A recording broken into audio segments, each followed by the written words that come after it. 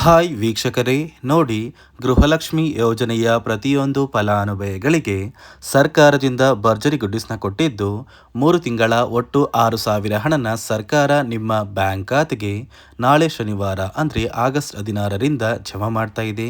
ಕರ್ನಾಟಕದ ಒಟ್ಟು 27 ಜಿಲ್ಲೆಗಳ ಪ್ರತಿಯೊಂದು ಫಲಾನುಭವಿಗಳಿಗೆ 3 ಹಂತಗಳಲ್ಲಿ ಈ 6,000 ಹಣನ ಹಣಕಾಸು ಇಲಾಖೆ ಬಿಡುಗಡೆ ಮಾಡ್ತಾ ಇದೆ.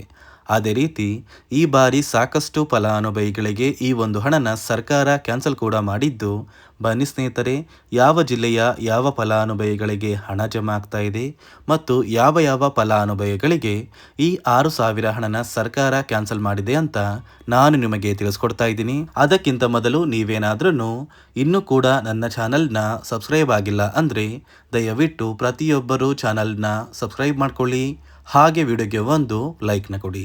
ಹೌದು ವೀಕ್ಷಕರೇ, ಗೃಹಲಕ್ಷ್ಮಿ ಯೋಜನೆಯ ಪ್ರತಿಯೊಂದು ಫಲಾನುಭವಿಗಳಿಗೆ ಕೊನೆಗೂ ಸರ್ಕಾರದಿಂದ ಭರ್ಜರಿ ಗುಡ್ಡಿಸ್ನ ಕೊಟ್ಟಿದ್ದಾರೆ. ನೋಡಿ, ಈಗಾಗಲೇ ಸುಮಾರು 13 ಲಕ್ಷಕ್ಕಿಂತ ಅಧಿಕ ಫಲಾನುಭವಿಗಳಿಗೆ ಸರ್ಕಾರ ಗೃಹಲಕ್ಷ್ಮಿ ಯೋಜನೆಯ 21ನೇ ಕಂತಿನ ಹಣ, 22ನೇ ಕಂತಿನ ಹಣ ಹಾಗೂ 23ನೇ ಕಂತಿನ ಹಣ ಒಟ್ಟು 3 ತಿಂಗಳ 6,000 ಹಣನ ಜಮಾ ಮಾಡಿದ್ದು, ಸಾಕಷ್ಟು ಫಲಾನುಭವಿಗಳಿಗೆ ಇನ್ನೂ ಕೂಡ ಈ 3 ಕಂತಿನ ಹಣ ಪೆಂಡಿಂಗ್ ಇತ್ತು. ಇದೀಗ ಪ್ರತಿಯೊಂದು ಫಲಾನುಭವಿಗಳಿಗೆ ಆಗಸ್ಟ್ 16 ಅಂದರೆ ಶನಿವಾರದಿಂದ ಈ 3 ತಿಂಗಳ ಗೃಹಲಕ್ಷ್ಮಿ ಯೋಜನೆಯ ಒಟ್ಟು 6,000 ಹಣನ ಕರ್ನಾಟಕದ 27 ಜಿಲ್ಲೆಗಳ ಪ್ರತಿಯೊಂದು ಫಲಾನುಭವಿಗಳಿಗೆ 3 ಹಂತಗಳಲ್ಲಿ ಹಂತ ಹಂತವಾಗಿ ಈ ಒಂದು ಹಣನ ಸರ್ಕಾರ ಬಿಡುಗಡೆ ಮಾಡ್ತಾ ಇದೆ. ಅದೇ ರೀತಿ ಈ ಬಾರಿ ಸಾಕಷ್ಟು ಫಲಾನುಭವಿಗಳಿಗೆ ಈ ಒಂದು ಹಣನ ಸರ್ಕಾರ ಜಮಾ ಮಾಡ್ತಾ ಇಲ್ಲ. ಕಾರಣ ಏನು ಅಂದರೆ, ನೋಡಿ ವೀಕ್ಷಕರೇ, ಹಣಕಾಸು ಇಲಾಖೆ 3 ತಿಂಗಳ ಒಟ್ಟು 6,000 ಹಣನ DBT ಮೂಲಕ ಜಮಾ ಮಾಡುವಂತಹ ಸಂದರ್ಭದಲ್ಲಿ ಸರ್ಕಾರ ಜಾರಿಗೆ ತಂದಿರುವ 5 ಹೊಸ ನಿಯಮಗಳ ಪ್ರಕಾರ ಪ್ರತಿಯೊಂದು ಫಲಾನುಭವಿಗಳ ಒಂದು ದಾಖಲಾತಿಗಳನ್ನ ಚೆಕ್ ಮಾಡುವಾಗ ಸಾಕಷ್ಟು ಫಲಾನುಭವಿಗಳು ಹಣಕಾಸು ಇಲಾಖೆ ತಂದಿರುವಂತಹ ಆ 5 ಹೊಸ ನಿಯಮಗಳನ್ನ ಪಾಲಿಸಿಲ್ಲ. ಅದೇ ಒಂದು ಕಾರಣಕ್ಕೆ ಸುಮಾರು 1,37,000ಕ್ಕಿಂತ ಅಧಿಕ ಫಲಾನುಭವಿಗಳಿಗೆ ಈ ಬಾರಿ ಸರ್ಕಾರ 3 ತಿಂಗಳ ಗೃಹಲಕ್ಷ್ಮಿ ಯೋಜನೆಯ ಹಣನ ಕ್ಯಾನ್ಸಲ್ ಮಾಡಿದೆ.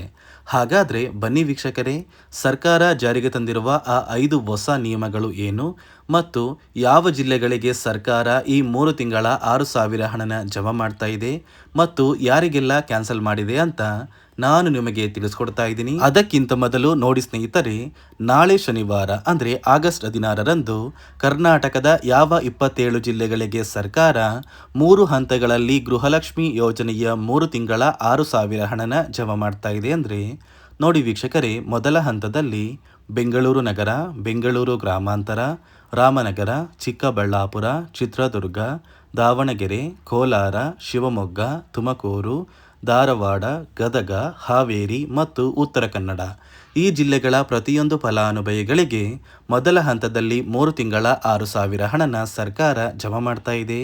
ಅದೇ ರೀತಿ ಎರಡನೆಯ ಹಂತದಲ್ಲಿ ಬಾಗಲಕೋಟೆ, ಬೆಳಗಾವಿ, ವಿಜಯಪುರ, ಬಳ್ಳಾರಿ, ಬೀದರ್, ಕಲಬುರಗಿ ಮತ್ತು ಕೊಪ್ಪಳ ಈ ಜಿಲ್ಲೆಗಳ ಪ್ರತಿಯೊಂದು ಫಲಾನುಭವಿಗಳಿಗೆ ಎರಡನೆಯ ಹಂತದಲ್ಲಿ 3 ತಿಂಗಳ 6,000 ಹಣ ಜಮಾ ಆಗ್ತಾ ಇದೆ. ಅದೇ ರೀತಿ ಮೂರನೆಯ ಹಂತದಲ್ಲಿ ಚಾಮರಾಜನಗರ, ಚಿಕ್ಕಮಗಳೂರು, ದಕ್ಷಿಣ ಕನ್ನಡ, ಹಾಸನ, ಕೊಡಗು, ಮಂಡ್ಯ, ಮೈಸೂರು, ಉಡುಪಿ, ರಾಯಚೂರು, ಯಾದಗಿರಿ ಮತ್ತು ವಿಜಯನಗರ ಈ ಜಿಲ್ಲೆಗಳ ಪ್ರತಿಯೊಂದು ಫಲಾನುಭವಿಗಳಿಗೆ ಸರ್ಕಾರ ಮೂರನೆಯ ಹಂತದಲ್ಲಿ 3 ತಿಂಗಳ ಗೃಹಲಕ್ಷ್ಮಿ ಯೋಜನೆಯ ಒಟ್ಟು 6,000 ಹಣನ ಜಮಾ ಮಾಡ್ತಾ ಇದ್ದು, ಇಲ್ಲಿಯವರೆಗೂ ಪ್ರತಿಯೊಂದು ಫಲಾನುಭವಿಗಳಿಗೆ ಸರ್ಕಾರದಿಂದ 20 ಕಂತಿನ ಹಣನ ನೀವು ಪಡ್ಕೊಂಡಿದ್ರೆ ಮಾತ್ರ ಈ 3 ತಿಂಗಳ 6,000 ಹಣನ ಇದೇ ಆಗಸ್ಟ್ ತಿಂಗಳು ಮುಗಿಯುವಷ್ಟರಲ್ಲಿ ಪ್ರತಿಯೊಂದು ಫಲಾನುಭವಿಗಳ ಬ್ಯಾಂಕ್ ಖಾತೆಗೆ ಹಣಕಾಸು ಇಲಾಖೆಯಿಂದ ಸರ್ಕಾರ ಜಮಾ ಮಾಡುತ್ತೆ. ನೋಡಿ ಸ್ನೇಹಿತರೆ, ಈ ಬಾರಿ ಸುಮಾರು 1 ಲಕ್ಷಕ್ಕಿಂತ ಅಧಿಕ ಫಲಾನುಭವಿಗಳ ಬ್ಯಾಂಕ್ ಖಾತೆಗೆ ಸರ್ಕಾರ ಗೃಹಲಕ್ಷ್ಮಿ ಯೋಜನೆಯ ಹಣನ ಜಮಾ ಮಾಡ್ತಾ ಇಲ್ಲ. ಕಾರಣ ಏನು ಅಂದರೆ, ನಿಮ್ಮ ಬ್ಯಾಂಕ್ ಖಾತೆಗೆ DBT ಮೂಲಕ ಹಣ ಜಮಾ ಮಾಡುವಂತಹ ಸಂದರ್ಭದಲ್ಲಿ ಸರ್ಕಾರ ಸಾಕಷ್ಟು ಫಲಾನುಭವಿಗಳ ಒಂದು ಬ್ಯಾಂಕ್ ಖಾತೆಗೆ ಹಣ ಜಮಾ ಮಾಡೋದನ್ನು ಕ್ಯಾನ್ಸಲ್ ಮಾಡಿದೆ. ಯಾಕಂದರೆ ಇತ್ತೀಚೆಗೆ ಹಣಕಾಸು ಇಲಾಖೆ ಜಾರಿಗೆ ತಂದಿರುವ 5 ನಿಯಮಗಳ ಆಧಾರದ ಮೇಲೆ ಪ್ರತಿಯೊಂದು ಫಲಾನುಭವಿಗಳಿಗೆ ಸರ್ಕಾರ ಈ ಒಂದು ಹಣನ ಜಮಾ ಮಾಡ್ತಾ ಇದ್ದು, ಯಾರೆಲ್ಲ ಫಲಾನುಭವಿಗಳು ಈ ನಿಯಮಗಳನ್ನ ಪಾಲಿಸಿಲ್ಲ ನಿಮ್ಮ ಬ್ಯಾಂಕ್ ಖಾತೆಗೂ ಕೂಡ ಹಣ ಜಮಾ ಆಗೋದಿಲ್ಲ. ಹಾಗಾದರೆ ಬನ್ನಿ ಸ್ನೇಹಿತರೆ, ಸರ್ಕಾರ ಜಾರಿಗೆ ತಂದಿರುವ ಆ 5 ಹೊಸ ನಿಯಮಗಳು ಏನು ಅಂತ ನಾನು ನಿಮಗೆ ತಿಳಿಸ್ಕೊಡ್ತಾ ಇದ್ದೀನಿ. ನೋಡಿ ಸ್ನೇಹಿತರೆ, ಮೊದಲನೆಯ ಒಂದು ನಿಯಮ ಬಂದು ಸಾಕಷ್ಟು ಫಲಾನುಭವಿಗಳು ಹೊಂದಿರುವಂತಹ ಒಂದು ರೇಷನ್ ಕಾರ್ಡ್ ಏನಿದೆ, ಆ ಒಂದು ರೇಷನ್ ಕಾರ್ಡ್ನ ಮನೆಯ ಸದಸ್ಯರ ಪ್ರತಿಯೊಬ್ಬರ ಒಂದು ಆಧಾರ್ ಕಾರ್ಡ್ನ ನಿಮ್ಮ ರೇಷನ್ ಕಾರ್ಡ್ಗೆ ಕಡ್ಡಾಯವಾಗಿ ಲಿಂಕ್ ಮಾಡಿಸ್ಬೇಕು. ಅಂದರೆ ಈ ಒಂದು ಲಿಂಕ್ ಮಾಡಿಸುವಂತಹ ಒಂದು ಪ್ರೊಸೀಜರ್ಗೆ ಸರ್ಕಾರ KYC ಅಂತ ಕರೀತಾರೆ. ನಿಮ್ಮ ರೇಷನ್ ಕಾರ್ಡ್ಗೆ ಇನ್ನೂ ಸಹ KYC ಆಗಿಲ್ಲ ಅಂದರೆ ನಿಮ್ಮ ಬ್ಯಾಂಕ್ ಖಾತೆಗೆ ಸರ್ಕಾರ ಮುಂದಿನ ದಿನಗಳಲ್ಲಿ ಗೃಹಲಕ್ಷ್ಮಿ ಯೋಜನೆಯ ಹಣನ ಕ್ಯಾನ್ಸಲ್ ಮಾಡುತ್ತೆ.